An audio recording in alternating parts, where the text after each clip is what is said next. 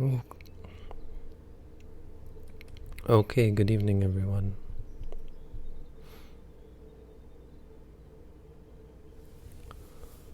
We're back. We have meditators here at our center.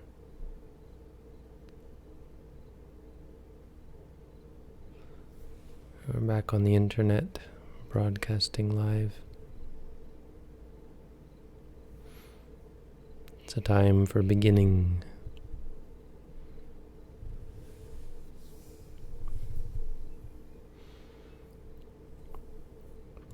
So we go back to the beginning where it all began, under the Bodhi tree. The Bodhisatta, this prince in India, left home, just like all of us leave home to come to better ourselves spiritually.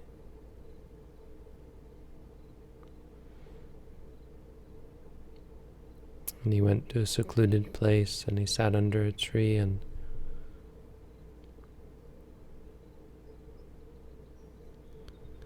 he realized a very important truth. He found the beginning. This was the beginning of Buddhism, and he found the beginning. He found where it all starts. And so when we talk about meditation, it's important. It's really a crucial distinction that we make between, really meditation that doesn't get to the root and meditation that gets to the root. Some people object to this separating a meditation into two categories.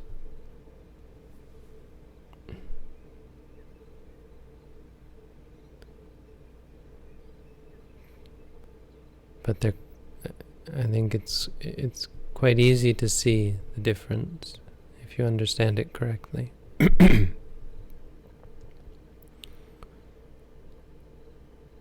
What the Buddha saw, because he had been practicing meditation, he had practiced various types of meditation, and he realized that they didn't get to the root. They were great.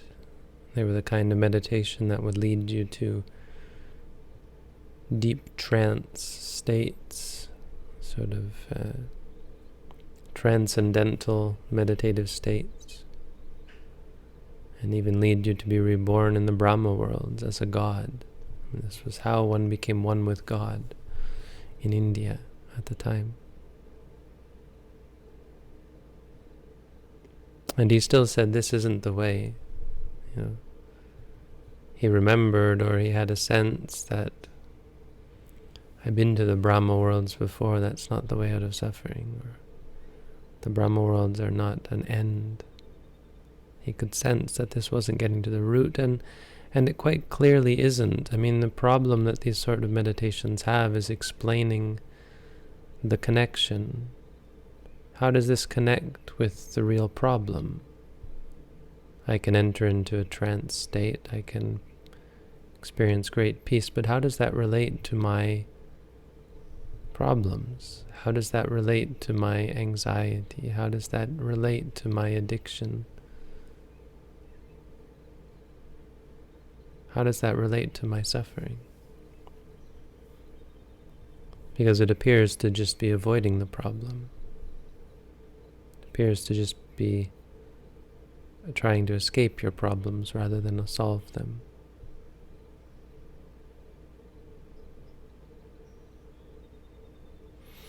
And so what the Buddha realized was something that started with avidya paccaya sankhara.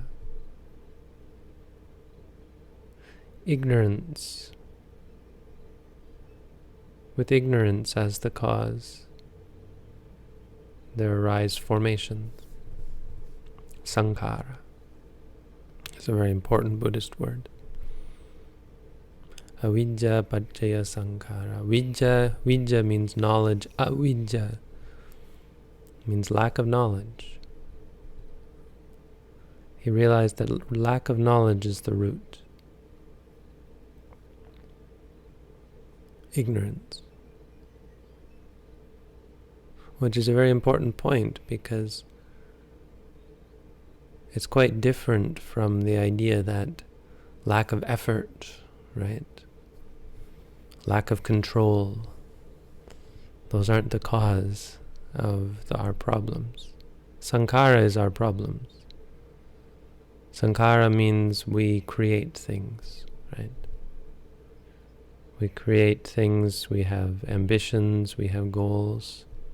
We build up lives for ourselves. We're starting with birth. We did this. We decided when we died, hey, that looks nice, let's go that way. And we clung to something. We clung to this, and it created this out of that. And then as we grow, as we're born and we grow, we cling and we cling and we make decisions and we cultivate ambitions. And we become and we become and we form and we form. And we form habits.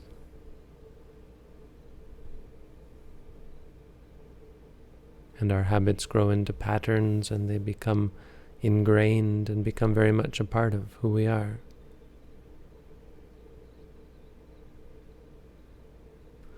And so what the Buddha saw was very important, that it was ignorance. It wasn't control. Right? So in meditation, we're not trying to actively fix our problems. You're not sitting there and saying, out with you anger, out with you greed, out with you delusion, go away, get lost.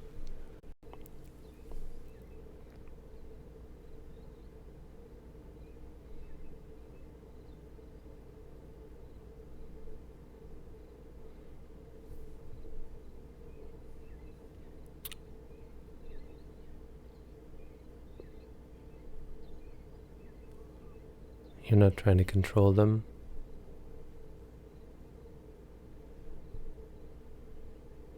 You're not trying to fix them.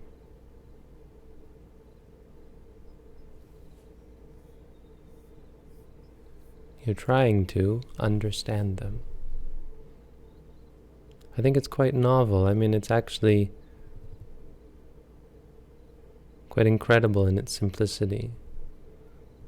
Sometimes you look at Buddhism as a Buddhist meditator and you think, it's amazing that I didn't see that. It's remarkable how blind we are. How much ignorance we truly have that we can't see these simple things. And the simple truth is, we suffer because we don't understand. We suffer because we're ignorant.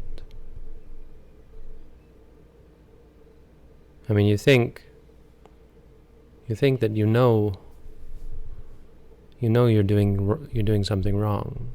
Right? We think we know that anger is bad for us, greed is bad for us. We think we know that we're in the wrong.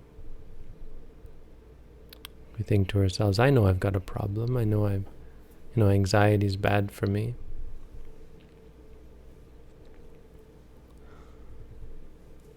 But the truth is that we don't know. The truth is that we have in our minds an almost unconscious reactivity. And a stimulus arises and we react in our set ways. And you notice that we actually appear to think that that's the proper way to react. If someone says something nasty to you, you think it's good to get angry at them, right? Or if I say something that you think is rude or impolite, or if I do something, like if I cut you off in traffic, or if I ate the last chocolate or something, if I made loud noise. We had one meditator here who was complaining about people using the bathroom at the wrong time. I think it's good to get angry. I think it's good to get upset about things. When we reflect, we think, I know I shouldn't get angry. But in reality, we don't know. That's the simplicity of it. So when we talk about habits, meditation is really divided down this line. Are you creating new habits? Because if you're trying to fix things, You're just creating a new habit of trying to fix things. You're creating the new habit of reacting. I mean, it can be quite wholesome. Suppose if you have anger and you counter it with love, that can be quite a good thing. But good things are formations as well. Good things will take you to heaven or to the God realms, or they'll make you very happy. But they won't solve your problems. They don't get to the root. They don't cut off the ignorance. They couldn't. They have nothing to do with the cause. They have nothing to do with the problem. If you want to free yourself from greed, anger, and delusion, the only way to do it is to look and to understand and to see that greed, anger, and delusion are bad for you. They're problems. The Buddha figured all this out in one night, the Bodhisattva. That's why we call him the Buddha, because he figured this all out. He looked inside himself and he didn't fix himself. He understood himself. He came to understand how the mind works. He freed himself from the ignorance. Because when you look at your sankharas, when you look at how, suppose you like, there's food and you find it delicious and you like it. As you watch that, if you're mindful, if you eat as a meditation,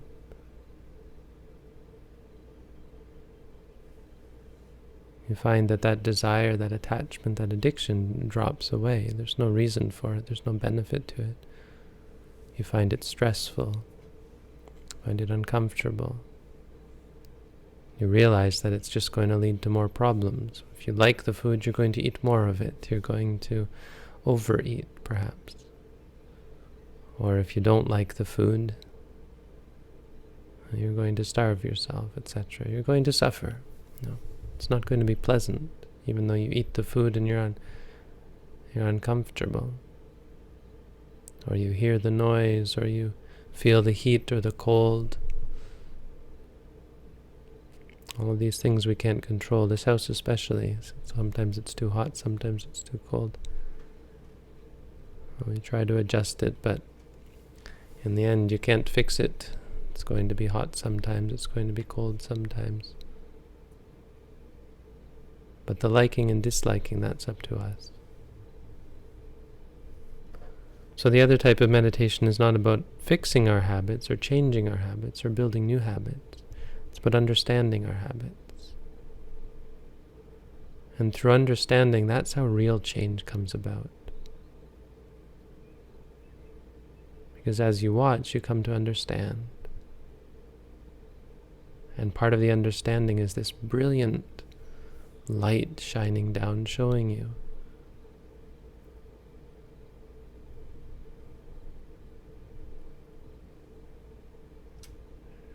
what you're doing wrong, showing you the nature of your habits.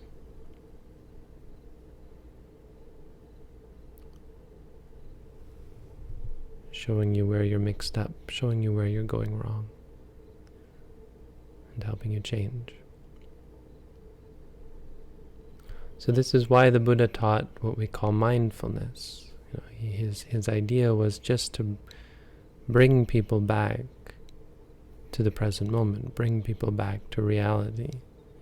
Mindfulness is not, it doesn't mean awareness. Awareness is what comes from mindfulness, but mindfulness is the act, the activity. Our activity is not to change, it's not to fix, it's to return. Mindfulness really means to remember or to recollect. It has to do with memory. When you keep something in mind, when you grasp something properly.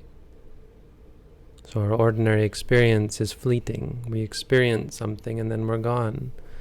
When you have food, you think you know that you're eating, but your knowledge of eating is only for a moment. You have the taste, in that moment you're present.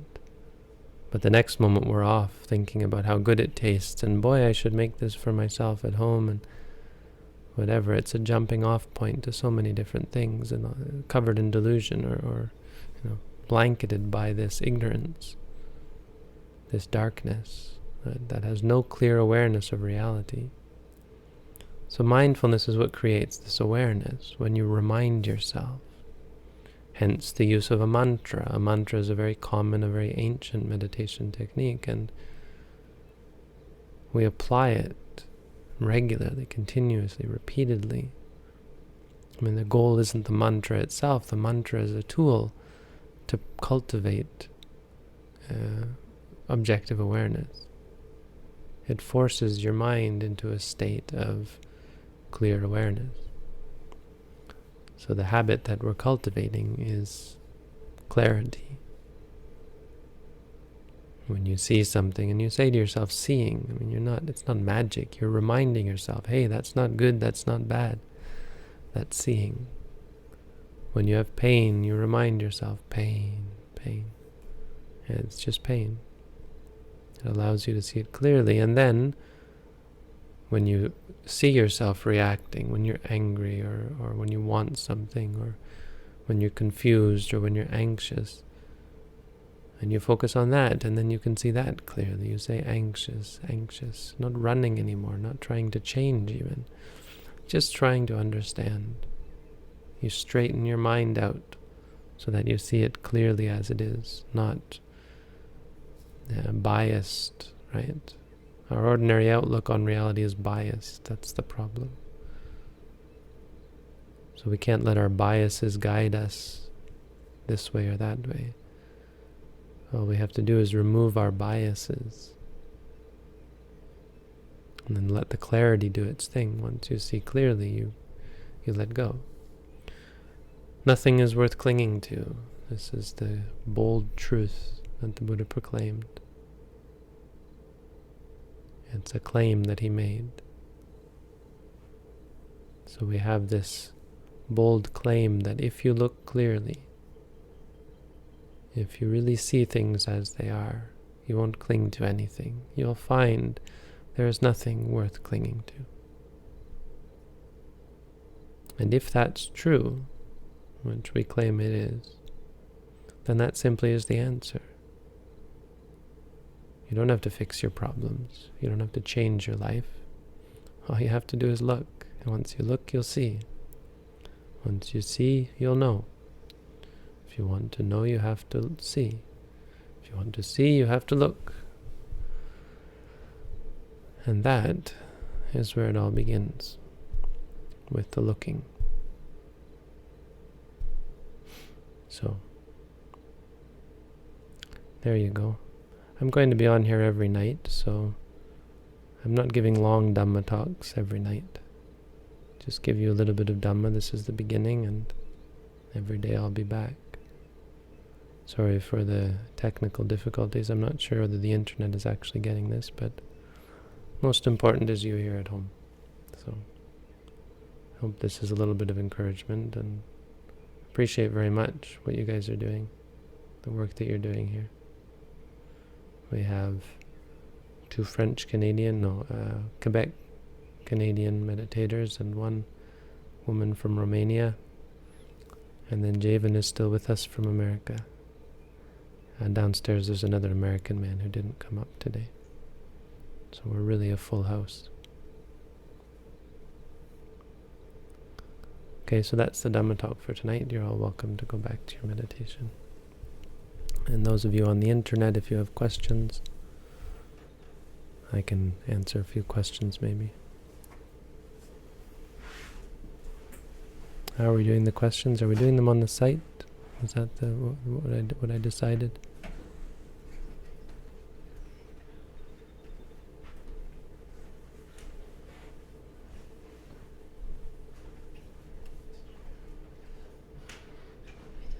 We got a bunch of questions here on the site, so I'll go through these then.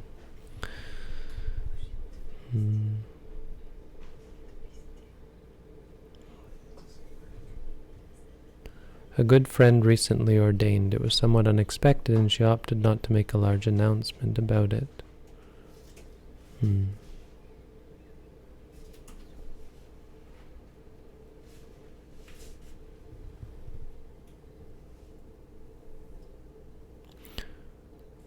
if you're trying to practice right speech, what should you do if you have information but don't feel comfortable sharing it, or maybe even have been asked not to share it?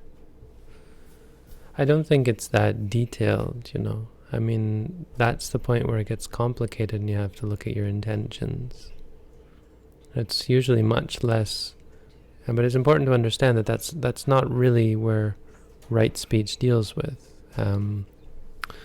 I mean, to some extent it is, or I guess in the details it is, but you don't want to overcomplicate it. So wrong speech is if you outright lie, knowingly, or you try to, your intention in saying something is to divide people, or to hurt someone, or if it's just speech that is useless. I mean, useless speech, of course, is the most difficult to overcome, but it's still wrong speech.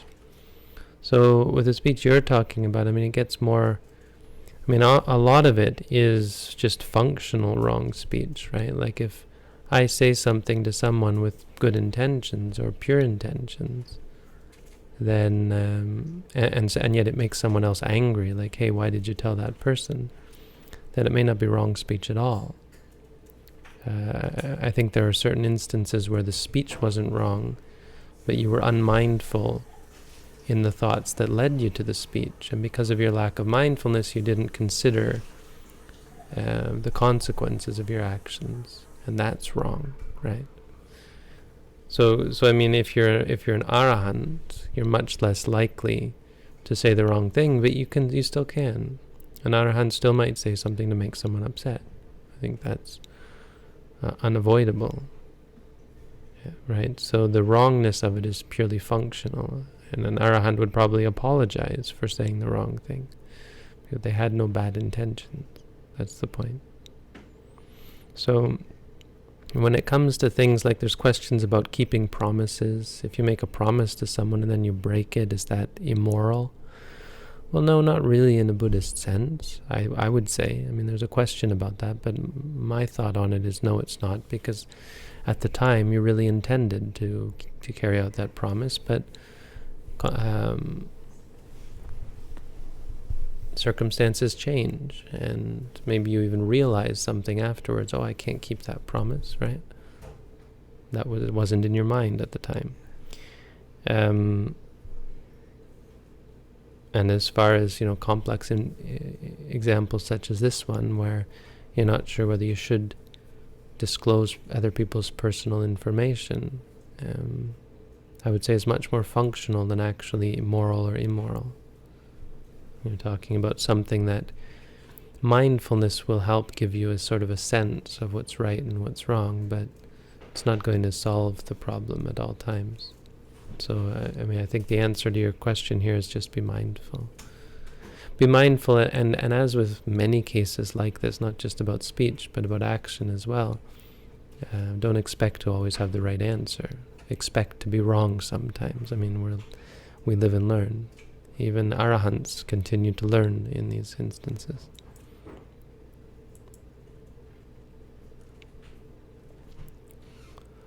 Struggling to combine meditation practices with regular life when talking about a field that requires a lot of studying.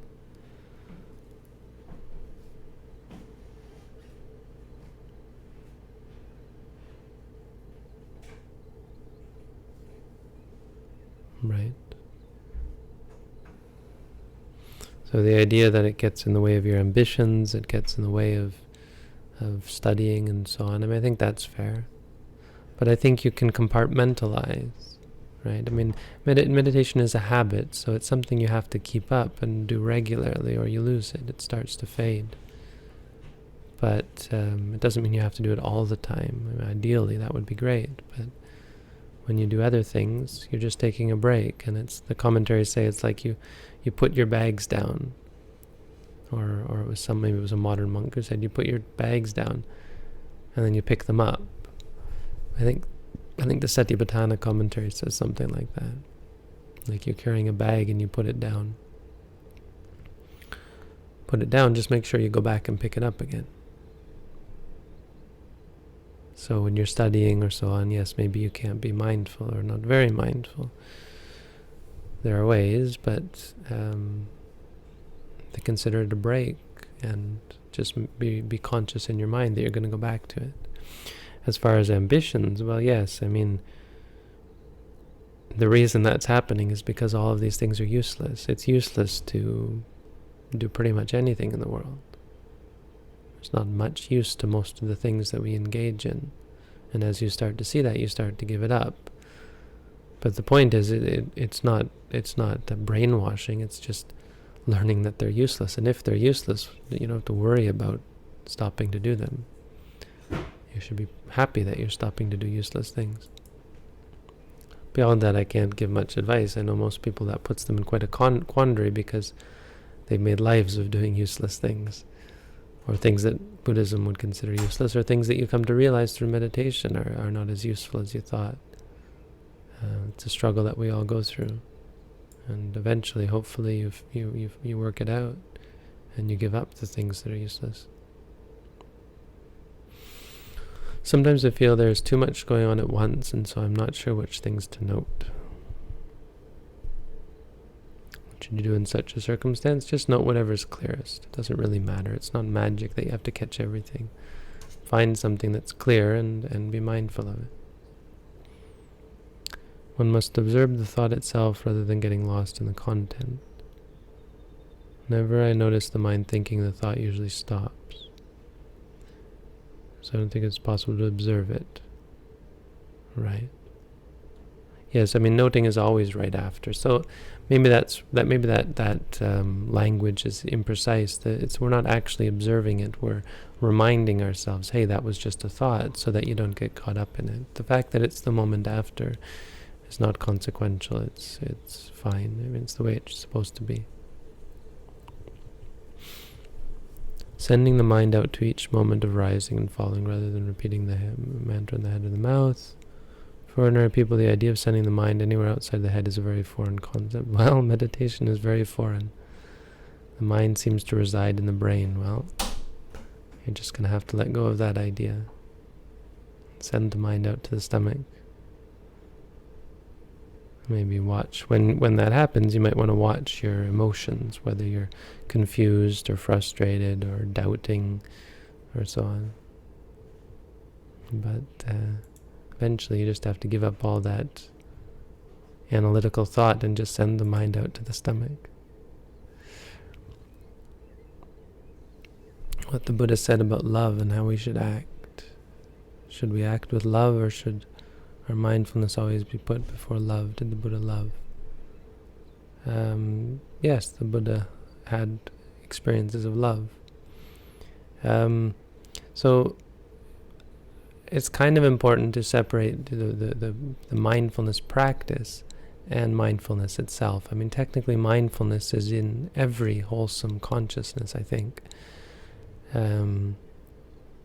But what we're trying to do is cultivate a specific type of mindfulness, or repeated mindfulness, or many qualities that are associated with mindfulness that aren't in all mind states. But for an arahant, for example, they don't have to do that. When they have love, there's a clarity of mind. I mean, love is a wholesome mind state in itself, so there's not a problem there. Should we cultivate it? Love itself isn't going to free you from suffering. I mean, the Buddha had it as an outpouring as a habit, right? And we all have it to a certain extent as a habit. And cultivating it will support the practice of insight. So that's the place that it takes. As far as should you, I mean, it's maybe a little more complicated. It's something supportive, so there may be times where you should. I mean, there's no answer like, yes, everyone should practice it at this time or that time. But it can be useful, and it should be understood as positive, as beneficial, but it should be also understood as not freeing one from suffering.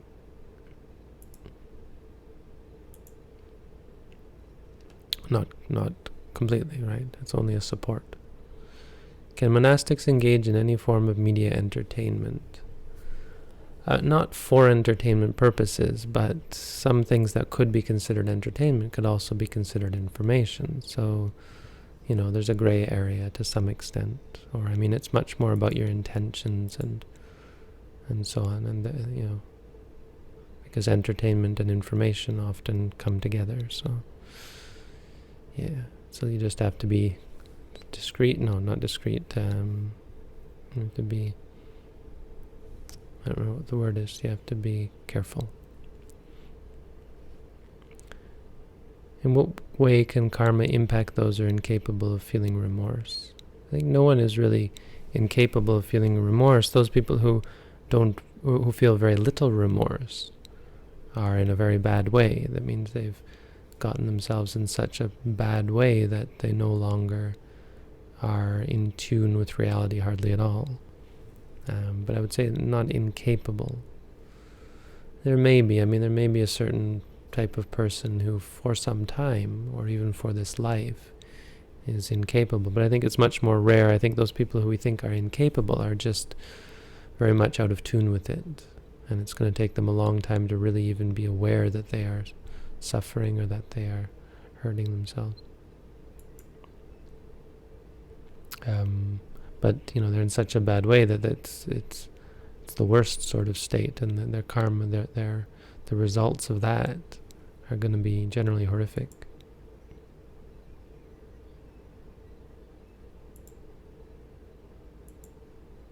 When the session ends, no sound is heard. That's a technical issue. You might want to bring it up with the webmaster or the people running this. I think there's an email address you can contact.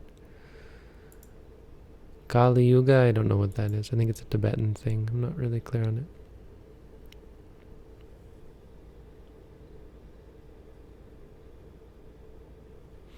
Okay, so if you are trying to do meditation, this site is only for when you're actually doing it. You can always log it later if you want, but it's supposed to be ideally for when you're actually doing it.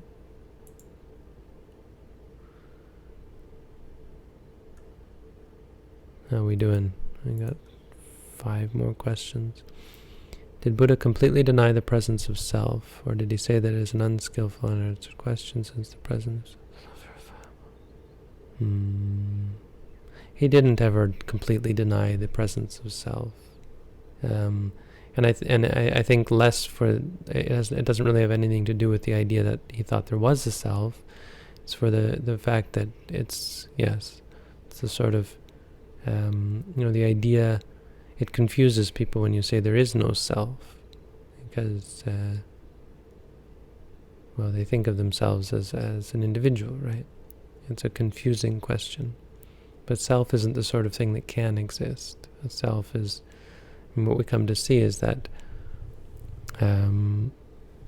reality is non-self, or experiences are non-self. And the problem with saying there is no self is that it's not an experiential answer or an experiential statement. Right? Reality is not, from a Buddhist perspective, made up of entities. So the idea that some thing should or shouldn't exist is in the wrong context. In the context of experience, it's not things, it's experience. And experience is not self. It's not entities. It's about getting away from the idea of entities entirely. When I arrive at access concentration, I get scared. Do you have any advice? Well, it sounds like you might be practicing a different type of meditation, because when you're scared, in our tradition, we would just say scared, and let it go. We're not interested in getting into trances and so on.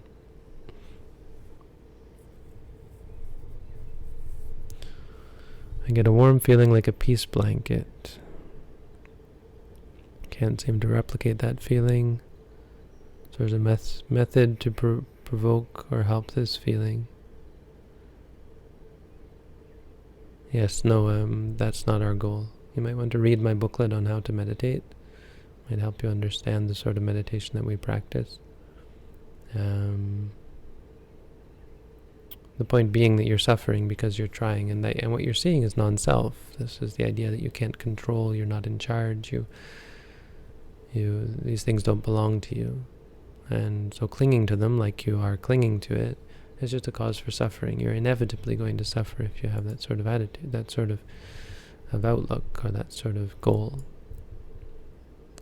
On the other hand, it's true. It's a reason that brings people to meditate in the beginning. So in the interim, it can be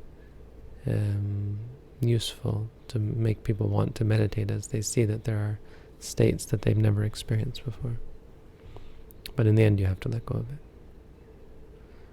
I do longer sessions. I faint. Do you recommend to adjust posture? Concern for straining the back. Yeah, no, you won't strain the back. You might get a little bit slouched over time, but it's not going to hurt your back.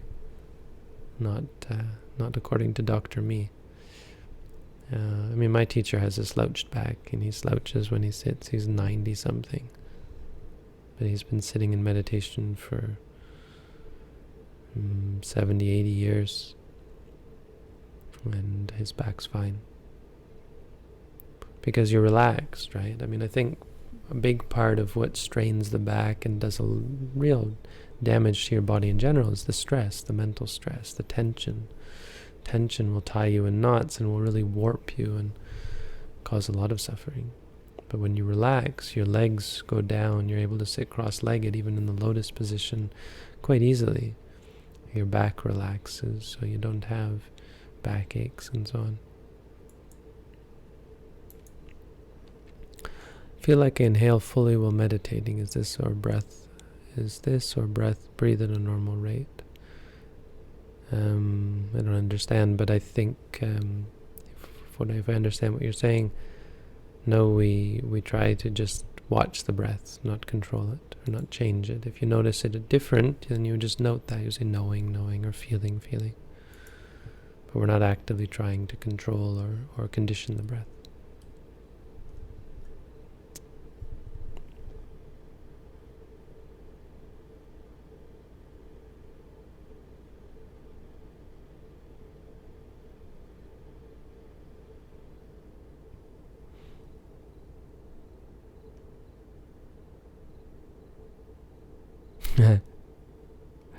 Oh, we've got someone really upset at me.